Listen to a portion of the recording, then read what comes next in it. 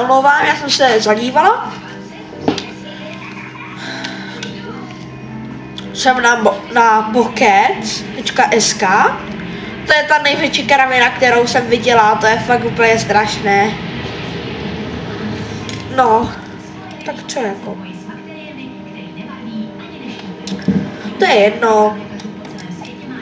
Asi vám natočím, jak se líčím.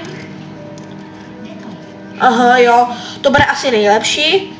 Sice, podívejte, já pořád mám na nose tu spáleninu, to není vyrážka, to je prostě, jsem se sloupla kůži a mi to zčervenalo, to není nic. Takže abyste si nemysleli a nejde mi to zamaskovat, je to prostě vidět. Takže, koukejte na moje tričko.